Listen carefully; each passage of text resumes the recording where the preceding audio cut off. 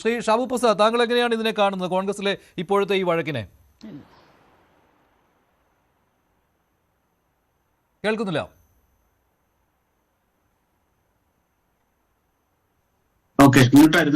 കേൾക്കാം കേൾക്കാം. കോൺഗ്രസിലെ ഈ രീതിയിലുള്ള തെരഞ്ഞെടുപ്പ് എടുക്കുമ്പോഴുള്ള ഈ പടലപ്പിണക്കങ്ങളും ഈ കുതികാൽ വെട്ടലും കാലുവാരലും ഈ രീതി വിലപേശലുകളും ഒക്കെ നമ്മൾ ഒരുപാട് കണ്ടിട്ടുണ്ട്. കേക്കർണാരം വരെ ചെയ്തിട്ടുള്ള ഒരു കാര്യമാണ്. പക്ഷെ അതിൽ നിന്നൊക്കെ ഇതിനെ വ്യത്യസ്തമാക്കുന്ന ഒരു ഘടകം എന്ന് പറഞ്ഞാൽ, അന്ന് ആ പഴയ കാലത്ത് ഈ ഒരു വശത്ത് കരുണാകരനും ആന്റണിയും ഇങ്ങനെയുള്ള അതിശക്തമായ ഗ്രൂപ്പുകളായിരുന്നു. അതിശക്തരായ നേതാക്കന്മാരുടെ, വളരെ ഹൈലി ഇൻഫ്ലുവൻഷ്യൽ ആയിട്ടുള്ള, ജനസ്വാധീനമുള്ള വലിയ നേതാക്കന്മാരുടെ ആ ഒരു കളിയായിരുന്നു നടന്നിരുന്നത്. സത്യത്തിൽ ആ കാലത്തുള്ള ആ കളികൾ, ആ ഗ്രൂപ്പ് കളികൾ ഗോപകുമാർ സാറിനൊക്കെ നന്നായിട്ട് അറിയാം. ആ കളികളൊക്കെ ആത്യന്തികമായിട്ട് കോൺഗ്രസിനെ ശക്തിപ്പെടുത്തുകയാണ് ചെയ്തിട്ടുള്ളത്. സത്യത്തിൽ അവരുടെ പാർട്ടി പ്രവർത്തനം എന്ന് പറയുന്നത് തന്നെ ഈ ഗ്രൂപ്പ് കളിയാണ്, ഗ്രൂപ്പ് മത്സരങ്ങളാണ്. എന്നാൽ ഇന്ന് അതല്ല അവസ്ഥ. കാര്യം ഇവർക്കൊക്കെയുള്ള ജനസ്വാധീനം, ജനങ്ങളിലേക്ക് ഇറങ്ങിച്ചെന്ന് ഒരു കരുത്തനായ ഒരു നേതാവ് എന്നുള്ളൊരു ഇമേജ് സൃഷ്ടിക്കാനുള്ള കഴിവ്, ഇങ്ങനെയുള്ള കാര്യങ്ങളൊന്നും ഇവർക്കില്ല, യാതൊന്നും ഇവർക്കില്ല. അതുമല്ല, ഇത് നടക്കുന്നത് ഈ തെരഞ്ഞെടുപ്പ് ഇപ്പോഴത്തെ ആ കാലഘട്ടത്തിൽ നിന്ന് വ്യത്യസ്തമായി ഈ സോഷ്യൽ മീഡിയ വിപ്ലവത്തിന്റെ കാലത്താണ് ഇത് നടക്കുന്നത്. ഓരോ വീട്ടിലും ഓരോ കുട്ടിയും ഇത് ചർച്ച ചെയ്യുകയാണ്.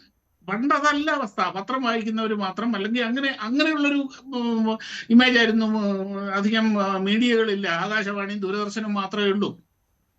എന്നാൽ ഇന്ന് അതല്ല അവസ്ഥ. അതുകൊണ്ട് തന്നെ തെരഞ്ഞെടുപ്പ് അടുത്ത സമയത്ത് ഇതുപോലെയുള്ള കാര്യങ്ങൾ ഒരു പ്രസ്ഥാനത്തിന്, കോൺഗ്രസിനെ നല്ല ഒരു പ്രസ്ഥാനത്തിനും അഫോർഡ് ചെയ്യാൻ കഴിയില്ല. അതിന്റെ ആ ലെവല് വിട്ടുപോയി. ശരിയാ, അതിനോട് അടുക്കുന്ന സമയത്ത് ഉണ്ടാകുന്ന സ്വാഭാവികമായ തർക്കങ്ങൾ എന്നതിനേക്കാളൊക്കെ ഇതപ്പുറത്ത് പോയി കഴിഞ്ഞു. അവിടെയാണ് അത് മാത്രമല്ല, ഇനിയിപ്പോ ഇതെങ്ങനെങ്കിലും ഒന്ന് പരിഹരിച്ചാൽ തന്നെ ഈ ഒരു ഡാമേജ് കൺട്രോൾ എക്സസൈസ് നടത്താനുള്ള സമയവുമില്ല. കാര്യം ഇനിയും വേണം. ഇനി ഒരു തെരഞ്ഞെടുപ്പിൽ ഇപ്പം ഗോപകുമാർ സാർ എക്സാക്ട്ലി പറഞ്ഞ പോലെ ഒരു തരംഗം രൂപപ്പെട്ടു വരേണ്ട സമയമായത്. ഒരു തരംഗം ഉണ്ടെങ്കിൽ, ആ തരംഗം രൂപപ്പെട്ടു വരണമെന്നുണ്ടെങ്കിൽ അതിന്റെ മുകളിലുള്ള, ആ വിഷയത്തിന്റെ മേളിലുള്ള വളരെ വലിയ ചർച്ചകൾ സമൂഹത്തിൽ നടക്കണം. അതിനെ ഫോക്കസ് ചെയ്തുകൊണ്ടുള്ള പ്രചരണങ്ങൾ നടക്കണം. ഇങ്ങനെ കുറെ കാര്യങ്ങളുടെ ഒടുവിലാണ് ഒരു തരംഗം രൂപപ്പെടുന്നത്. അതിനുള്ള സമയവുമില്ല. ഈ തിങ്കളാഴ്ചയാണ് ഇത് നോമിനേഷൻ കൊടുക്കേണ്ട ലാസ്റ്റ് ഡേറ്റ്. എനിക്ക് തോന്നുന്നില്ല, എൻ്റെ ഓർമ്മയിലില്ല, ഇനി ഗോപകുമാർ സാറ് സീനിയേഴ്സ് പറയട്ടെ, ഇത്രയും കുറഞ്ഞ സമയത്തിനുള്ളിൽ ഒരു തെരഞ്ഞെടുപ്പ് പ്രക്രിയ പൂർത്തിയാക്കേണ്ട ഒരവസ്ഥ ഇതിനു മുമ്പ് എൻ്റെ ഓർമ്മയിൽ. ശരിയാണ്, നേരത്തെ കോൺഗ്രസിൽ ഇത്തരത്തിലുള്ള ചർച്ചകൾ, മാരത്തൺ ചർച്ചകൾ ഇതിനേക്കാൾ കൂടുതൽ ദിവസങ്ങൾ പോയിരുന്നു. ഡൽഹിയിൽ ദിവസങ്ങളോളം ക്യാമ്പ് ചെയ്ത കെ കരുണാകരൻ, AK ആന്റണി, ഉമ്മൻചാണ്ടി, രമേശ് ചെന്നിത്തല ഒക്കെ ഉണ്ടായിരുന്നതാണ്. പക്ഷെ ഇത്തവണ സമയമില്ല എന്നുള്ളതാണ് ഇതിലെ ഏറ്റവും വലിയ പ്രശ്നം. അല്ല, ഒരു കാര്യം എന്ന് പറഞ്ഞാൽ 2 ദിവസം കൂടിയേ ഉള്ളൂ നോമിനേഷൻ കൊടുക്കാൻ. റംസാന്റെ ഒരു ദിവസത്തെ അവധി വരും, ഞായറാഴ്ചത്തെ ഒരു അവധി വരും, പിന്നെ ശനിയും തിങ്കളും മാത്രമേ ഉള്ളൂ ദിവസങ്ങൾ. ഞാനൊന്ന് കംപ്ലീറ്റ് ചെയ്തോട്ടെ, ഒരു മിനിറ്റ്, ഒറ്റ മിനിറ്റ്.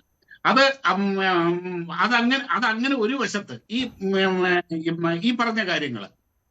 ഇനി ഇതിൻ്റെ അകത്ത്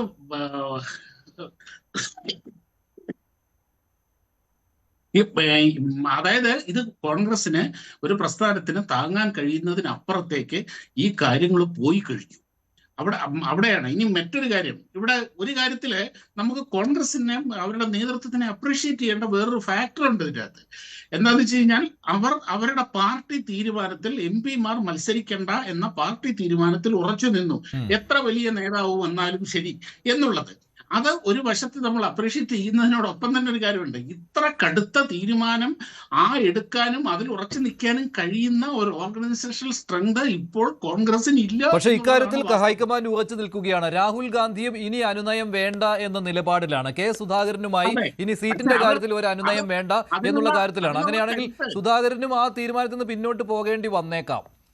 അല്ല, അതിനുള്ള കരുത്ത് മഞ്ജുഷേ, അതിനുള്ള സ്ട്രെങ്ത് ഇപ്പോൾ കോൺഗ്രസിന് ഇല്ല എന്നുള്ളതാണ് അതിന്റെ വാസ്തവം.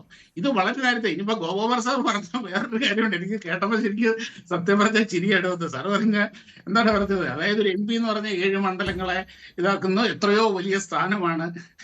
സാറ് സാങ്കേതികമായി പറഞ്ഞത് ശരിയാണ്. പക്ഷെ കോൺഗ്രസിനെ സംബന്ധിച്ചോളം ഇപ്പൊ MP എന്ന് പറഞ്ഞു കഴിഞ്ഞാൽ അവിടെ ചെന്ന പട്ടി വില പോലും ഇല്ല സാർ.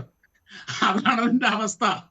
യാതൊരു കാര്യമില്ല. അവിടെ ചെന്ന് പാർലമെന്റിൽ ചെന്നിരുന്ന് കൂക്കി വിളിക്കാനും ഇറങ്ങിപ്പോരാനും തലകുത്തി മറിയാനും അല്ലാതെ വേറെ എന്താണ് ഇവരുടെ ജോലി? ഒന്നും ഇവർക്ക് ചെയ്യാൻ പറ്റുന്നില്ല. ഇപ്പൊ കോൺഗ്രസ് ഒക്കെ, പ്രത്യേകിച്ച് കേരളത്തിലുള്ള കോൺഗ്രസിന്റെ എംപിമാർ എന്ന് പറഞ്ഞാൽ നിസ്സഹായരാണ് അവര്. അതുകൊണ്ട് തന്നെയാണ് എം പിമാർക്ക് കൂട്ടത്തോടെ ഇത്തവണ നിയമസഭാ തെരഞ്ഞെടുപ്പിൽ മത്സരിക്കണം എന്നുള്ള ആഗ്രഹം വന്നത്. അതിപ്പോൾ കോൺഗ്രസിന്റെ സ്ഥാനാർത്ഥി നിർണയ ചർച്ചയിൽ പുലിവാലായി മാറിയിരിക്കുകയാണ്. ആദ്യം ഇത്രയും നേതാക്കളല്ലായിരുന്നു, ഒരു 5-6 നേതാക്കളെങ്കിലും എം പിമാരെങ്കിലും മത്സരിക്കണമെന്ന ആഗ്രഹം പ്രകടിപ്പിച്ചവരാണ്. നടക്കില്ല എന്നറിഞ്ഞതോടുകൂടി പതിയെ പിന്മാറി. അവസാനം കെ സുധാകരനും അടൂർ പ്രകാശുമാണ് മത്സരിക്കണമെന്ന ആവശ്യത്തിൽ ഉറച്ചു നിന്നത്. രസകരമെന്ന് പറയുന്നത്, രാവിലെ അടൂർ പ്രകാശ് കോന്നിയിൽ ആരും വന്നാലും വിജയിപ്പിക്കാൻ താൻ മുന്നിലുണ്ട് എന്ന് പറഞ്ഞു. അതായത് താൻ മത്സരത്തിന് ഇല്ല എന്നുള്ളൊരു പ്രതീതി ഉണ്ടാക്കിയതാണ്. പക്ഷേ അതിനിടയ്ക്കാണ് കെ സുധാകരന് സീറ്റുണ്ട് എന്ന രീതിയിലുള്ള വാർത്ത വരികയും അടൂർ പ്രകാശ് ആ ഫേസ്ബുക്ക് പോസ്റ്റ് പിൻവലിക്കുകയും ചെയ്തത്. ഇങ്ങനെ രസകരമായ കാര്യങ്ങൾ കോൺഗ്രസ് രാഷ്ട്രീയത്തിൽ സംഭവിച്ചുകൊണ്ടിരിക്കുകയാണ്. കോൺഗ്രസ് നേതാവ് JS അഖിൽ കൂടി ഇപ്പോൾ ചേരുകയാണ്. അഖിൽ, എന്താണ് ഈ സംഭവിക്കുന്നത്? ഭരണമാറ്റം ജനങ്ങൾ ആഗ്രഹിക്കുന്നു എന്നുള്ള വ്യക്തമായ സന്ദേശം UDF-ന് കിട്ടിയിട്ടുള്ളതാണ്. അവിടെ കോൺഗ്രസ് ഇങ്ങനെ കുട്ടികൾ നടത്തുന്നത് എന്തിനാണ്? മഞ്ജുഷേ, അതിനകത്ത് കോൺഗ്രസിനെ സംബന്ധിച്ചിടത്തോളം കോൺഗ്രസ് എക്കാലവും അഭിപ്രായ സ്വാതന്ത്ര്യമുള്ള പാർട്ടിയാണ്. ഇവിടെ നിങ്ങൾ മനസ്സിലാക്കേണ്ട, കമ്മ്യൂണിസ്റ്റ് മാർക്സിസ്റ്റ് പാർട്ടി കഴിഞ്ഞ കുറേ കാലങ്ങളായി അവർ അതിനകത്തുള്ള ഒരു 10 വർഷക്കാലമായി സംഘടനാപരമായി അതിനകത്തുള്ള പ്രശ്നങ്ങളെല്ലാം തന്നെ, പടലപ്പടക്കങ്ങളെല്ലാം തന്നെ പുകഞ്ഞ് കണ്ണൂർ പോലും നിങ്ങൾ മനസ്സിലാക്കേണ്ടത്, നിങ്ങൾ ഈ മാധ്യമങ്ങൾ എന്തിനാ കോൺഗ്രസിന്റെ പുറകെ പോകുന്നത്? നിങ്ങൾ കമ്മ്യൂണിസ്റ്റ് മാർക്സിസ്റ്റ് പോയിട്ടില്ല. അങ്ങനെ കുറ്റപ്പെടില്ല. ഞാൻ മാർക്സിസ്റ്റ് പാർട്ടിയിൽ കണ്ണൂരിൽ വലിയ കലഹമാണ് നടക്കുന്നത്. അതെ, അതാണ് നമുക്ക് ആ വിഷയം ചർച്ച ചെയ്യാം. ആ വിഷയം നമ്മൾ ഇതുവരെ വിട്ടിട്ടില്ല. അല്ല, ഞാൻ പറയുന്നത് നമ്മൾ ആ വിഷയം ചർച്ച ചെയ്യണം. അല്ല, നമ്മൾ മഞ്ജുഷ ആ വിഷയം നമ്മൾ ചർച്ച ചെയ്യണം. കണ്ണൂർ പോലെ ഒരു ജില്ലയിൽ കമ്മ്യൂണിസ്റ്റ് മാർക്സിസ്റ്റ് പാർട്ടിയുടെ അവസ്ഥ എന്താണ്? കമ്മ്യൂണിസ്റ്റ് മാർക്സിസ്റ്റ് പാർട്ടിയുടെ പ്രധാനപ്പെട്ട നേതാക്കന്മാർ, ആ ജില്ലയിൽ ആ സംഘടനാ സംവിധാനം വളർത്തിയെടുത്ത നേതാക്കന്മാർ, അവരെല്ലാവരും തന്നെ ഇന്ന് സംഭവിച്ചിരിക്കുന്നത് എന്താ? ഇന്ന് കമ്മ്യൂണിസ്റ്റ് മാർക്സിസ്റ്റ് പാർട്ടിയുടെ അധപ്പതനത്തിന് വേണ്ടിയിട്ട് കമ്മ്യൂണിസ്റ്റ് മാർക്സിസ്റ്റ് പാർട്ടിക്ക് എതിരായിട്ട് അവർ പ്രവർത്തിക്കേണ്ട സാഹചര്യം വരുന്നു. ഇത് മുഖ്യമന്ത്രിയുടെ കുടുംബത്തിനും വേണ്ടി മാത്രം പ്രവർത്തിക്കുന്ന ഒരു സംഘടനയായി ആ കണ്ണൂർ ഉൾപ്പെടെയുള്ള സംസ്ഥാനത്തെ കമ്മ്യൂണിസ്റ്റ് മാർക്സിസ്റ്റ് പാർട്ടി മാറിയിരിക്കുന്നു എന്നുള്ളതാണ് നിങ്ങൾ മനസ്സിലാക്കേണ്ടത്. കമ്മ്യൂണിസ്റ്റ് മാർക്സിസ്റ്റ് പാർട്ടിയുടെ MLA ആയിരിക്കുന്ന ആളുകൾ MLA സ്ഥാനം പോലും രാജിവെക്കാതെ നേരെ പോയി BJP-യിൽ മെമ്പർഷിപ്പ് എടുത്തും അവർ മത്സരിക്കുകയാണ്. അവർക്ക് BJP-യിലേക്ക് പോകാൻ യാതൊരു വിധമായ ഐത്തവും ഇല്ലാത്തൊരു സാഹചര്യത്തിലേക്ക് എത്തുകയാണ്. ഇവിടെ നമ്മളെ ചർച്ച നിങ്ങളുടെ നേതാവ് കെ സുധാകരൻ ഇതെന്താണ് കാണിക്കുന്നത് എന്ന് ചോദിച്ചാൽ, അല്ല, ഞാൻ മഞ്ജുഷേ, നിങ്ങൾ ഇതെല്ലാം പറയുമ്പോഴും കെ സുധാകരൻ എന്ന് പറയുന്ന കോൺഗ്രസിന്റെ നേതാവിന് അദ്ദേഹത്തിന് നിയമസഭയിലേക്ക് മത്സരിക്കുവാൻ ആഗ്രഹമുണ്ടെങ്കിൽ ആ ആഗ്രഹം കോൺഗ്രസ് പാർട്ടിയോട് പ്രകടിപ്പിക്കുന്നതിന് എന്താണ് തെറ്റ്? ഒരു തെറ്റുമില്ല. എന്താണ് തെറ്റ്? അദ്ദേഹത്തിന് മത്സരിക്കാൻ ആഗ്രഹമുണ്ടെങ്കിൽ പ്രകടിപ്പിക്കുന്നത് എന്താ തെറ്റ്? അല്ല, ഞാൻ ചോദിക്കട്ടെ, ഈ പറയുന്ന പോലെ അദ്ദേഹത്തിന് നിങ്ങൾ ഈ CPM-നകത്തുള്ള നേതാക്കന്മാർ എടുക്കുന്ന സ്റ്റാൻഡ് നിങ്ങൾ പരിശോധിച്ച് നോക്കൂ. CPM-നകത്ത് സിറ്റിംഗ് MLA പോയി BJP-യിൽ മത്സരിക്കാൻ പോവുകയാണ്, 2020 ചർച്ച ചെയ്യുകയാണ്. അപ്പോൾ നിങ്ങൾ മനസ്സിലാക്കേണ്ടത്, കമ്മ്യൂണിസ്റ്റ് മാർക്സിസ്റ്റ് പാർട്ടിയിലെ ഒരു സിസ്റ്റമോ കമ്മ്യൂണിസ്റ്റ് മാർക്സിസ്റ്റ് പാർട്ടിയിലെ അസ്വസ്ഥതയുള്ള ആളുകൾ BJP-യുടെ ഭാഗമായി മാറുന്നതൊന്നും നിങ്ങൾക്ക് ചർച്ച ചെയ്യാൻ താല്പര്യമില്ല. നിങ്ങൾ